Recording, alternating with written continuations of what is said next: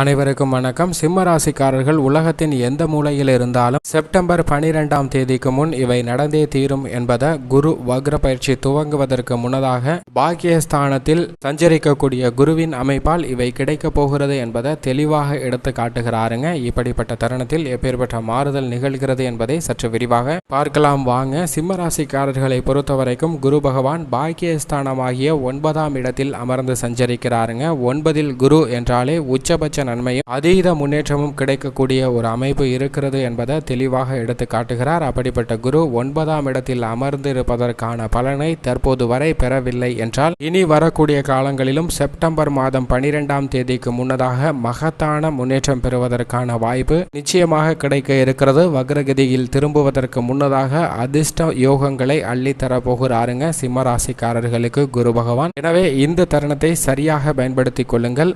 ஏனென்றால் பொதுவாக குரு பகவானை பொறுத்தவரைக்கும் நவ கிரகங்களிலும் தோஷமோஷவரும் அதீத நன்மையும் செல்வ செழிப்பும் அள்ளி கொடுக்கக்கூடிய ஒரு முழு சுப கிரகமாக இருக்கிறாருங்க. இவரிடம் இருந்து நன்மை கிடைக்க இயலாத ஒரு நிலை ஏற்படலாம், ஆனால் தீமை ஏற்படுவதற்கான வாய்ப்பே இல்லை என்பதை குரு பகவானின் சஞ்சார அமைப்பானது உறுதிப்படுத்துதுங்க. ஏனென்றால் குரு பகவான் ஒருவருடைய ஜாதக அமைப்பில் ஜென்ம ராசியிலோ அல்லது அஷ்டமஸ்தானத்திலோ சஞ்சரிக்கும் போது எதிர்பார்க்கக்கூடிய பெரிய அளவிற்கு நன்மைகள் கிடைக்க இயலாத ஒரு அமைப்பாக இருக்கும்.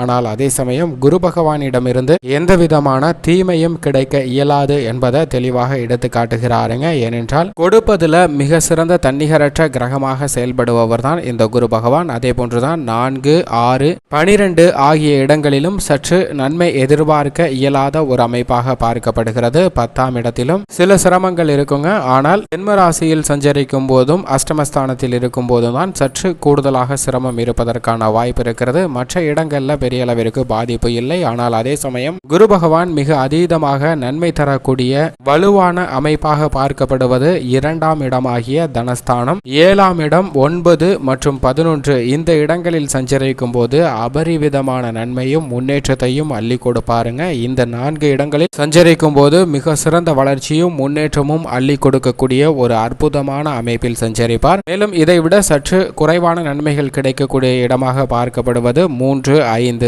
ஆகிய இடங்களில் சஞ்சரிக்கும் போது சற்று நன்மைகள் குறைவாக இருந்தாலும் பெரிய அளவிற்கு பாதிப்பு இல்லாத ஒரு அமைப்பாக பார்க்கப்படுகிறது. பொதுவாகவே குரு பகவானின் அமைப்பை பொறுத்தவரைக்கும் ஜென்ம ராசி மற்றும் அஷ்டமஸ்தானத்தை தவிர பல்வேறு இடங்களில் சஞ்சரிக்கும் போது பெரிய அளவிற்கு சிரமத்தை எதிர்கொள்ள வேண்டிய ஒரு சூழ்நிலை ஏற்படாது என்பதை தெளிவாக எடுத்து காட்டுகிறார். அப்படிப்பட்ட குரு பகவான் ஒருவருக்கு கொடுப்பதாக இருந்தால் அபரிவிதமான மாற்றத்தை அள்ளி கொடுக்கக்கூடிய ஒரு தன்னிகரற்ற கிரகமாக இருக்கிறாருங்க. எனவேதான் டிசம்பர் மாதம் 20ஆம் தேதி வக்ர நிவர்த்தி பெறுவார். செப்டம்பர் மாதம் 12ஆம் தேதியிலிருந்து வக்ர நிலையில் சஞ்சரிக்க போகிறாருங்க. செப்டம்பரிலிருந்து டிசம்பர் வரை வக்ரகதியில் சஞ்சரிக்கக்கூடிய குரு பகவான் செப்டம்பர் 12க்கு முன்னதாக உலகத்தின் எந்த மூலையில் இருந்தாலும் மிகப்பெரிய மாற்றத்தை ஏற்படுத்தி தரப்போகிறாருங்க. எனவே இந்த தருணத்தில் சற்று கூடுதல் கவனமும் விழிப்புணர்வும் இருந்தால் அதீத நன்மை பெறுவதற்கான வாய்ப்பும் சாத்தியக்கூறுகளும் இருக்கிறது என்பதை தெளிவாக குரு பகவானுடைய சஞ்சார நிலை எடுத்து காட்டுகிறது. அது மட்டுமல்லாது புத்திரக்காரராக இருக்கக்கூடிய குரு பகவானின் அமைப்பு நீங்கள் எதிர்பார்க்கிறபடியே பல்வேறு விதமான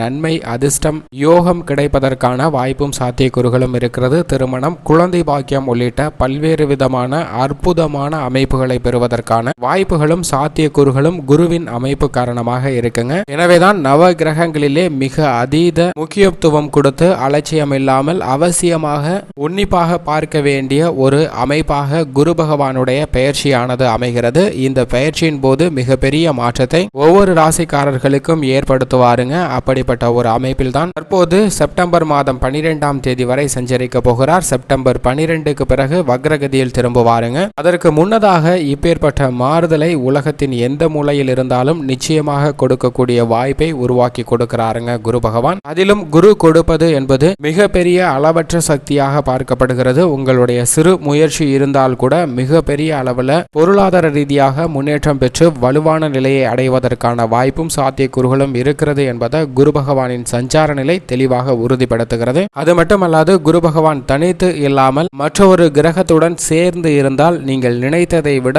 பல மடங்கு நன்மையும் அதிர்ஷ்டமும் யோகமும் பெறுவதற்கான வாய்ப்பு இருக்கிறது. தற்போது அவர் ராகுவுடன் இணைந்து சஞ்சரிக்கிறாருங்க. குரு தனித்து இல்லாமல் எந்த கிரகத்துடன் இணைந்து இருந்தாலும் நன்மை நிறைந்தே கிடைப்பதற்கான வாய்ப்பும் சாத்தியக்கூறுகளும் இருக்கிறது என்பதை தெளிவாக தெளிவாக எடுத்து காட்டுகிறார். எனவே ராகுவுடன் இணைந்திருந்தாலும் நன்மையும் அதிர்ஷ்டமும் கிடைக்கக்கூடிய வாய்ப்பு தான் இருக்கிறது என்பதை தெளிவாகவும் துல்லியமாகவும் எடுத்து காட்டுகிறாருங்க குரு பகவான். குடும்ப சூழ்நிலையை பொறுத்த வரைக்கும் குரு பகவான் 9ல் சஞ்சரிப்பது குடும்ப ரீதியான பல மடங்கு நன்மை கிடைக்கக்கூடிய ஒரு அமைப்பாக பார்க்கப்படுகிறது. நன்மை என்பது சற்று தாராளமாக கிடைக்கக்கூடிய ஒரு கிரக அமைப்பாக பார்க்கப்படுதுங்க. ஏனென்றால் குரு பகவானை பொறுத்த வரைக்கும் சிம்ம ராசிக்காரர்களுக்கு மிகப்பெரிய அதிர்ஷ்டம் தரக்கூடிய ஒரு அமைப்பில் சஞ்சரிக்கிறார். அது மட்டுமல்லாது ராசிக்கு அபரிவிதமாக குருவின் பார்வை கிடைக்கிறதுங்க. எனவே கணவன் மனைவிக்கிடையே அன்பு அதிகரிக்கும், குடும்பத்தில் ஒற்றுமை அதிகரிக்கும், மகிழ்ச்சி அளிக்கக்கூடிய வகையில் வருமானம் உயரும், நிதி நெருக்கடிகள் இருந்தால் அவை அகலும், ஆரோக்கிய சார்ந்த தொல்லைகள் உங்களை விட்டு விலக போகுதுங்க. திருமண வயதில் இருப்பவர்களுக்கு நிச்சயமாக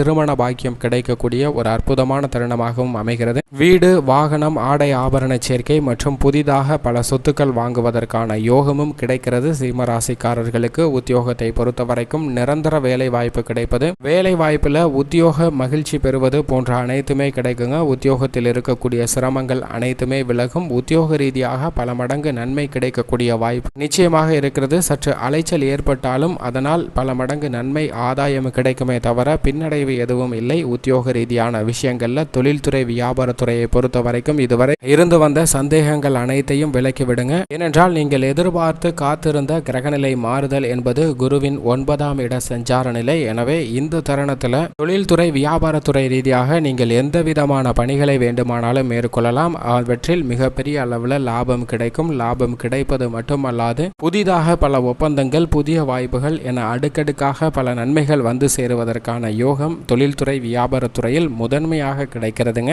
கலைத்துறை, அரசியல் துறையினரை பொறுத்த வரைக்கும் 2ற்கும் அதிபதியாக சுக்கிரன் இருக்கிறார். அப்படிப்பட்ட சுக்கிரன் சாதகமாக சஞ்சரிக்கக்கூடிய இந்த தருணத்தில் 9ல் குரு பகவான் அமர்ந்திருப்பது கலைத்துறை ரீதியான விஷயங்கள்ல மிகப்பெரிய அளவில் நல்ல வாய்ப்புகள் கிடைக்க போகுதுங்க. சூழ்நிலை காரணமாக பல வாய்ப்புகள் தடைபட்டிருந்தால் இனி அதற்கான வாய்ப்பு நிச்சயம் இல்லை. அரசியல் துறையினரை பொறுத்த வரைக்கும் மிக அனுகூலமான காலகட்டமாக பார்க்கப்படுகிறது. நீங்கள் எடுக்கக்கூடிய சிறு முயற்சியில கூட மிகப்பெரிய அளவில் வெற்றி கிடைக்கும். முன்னேற்றத்திற்காக அரும்பாடுபட வேண்டிய அவசியமே அரசியல் துறையில் இருப்பவர்களுக்கு இல்லை. மாணவ மாணவியரை பொறுத்த வரைக்கும் கல்வியில் நல்ல முன்னேற்றம் கிடைக்கும். விவசாய துறையினரை பொறுத்த வரைக்கும் குருவின் அமைப்பு மிக வலுவாகவும் சாதகமாகவும் இருக்கிறது. வயல் சார்ந்த பணிகள் மிக சிறப்பாக அமையும். வருமானம் உயரும். நீங்கள் நினைத்தபடி சொந்த நிலம் வாங்கக்கூடிய வாய்ப்பும் யோகமும் உள்ளது.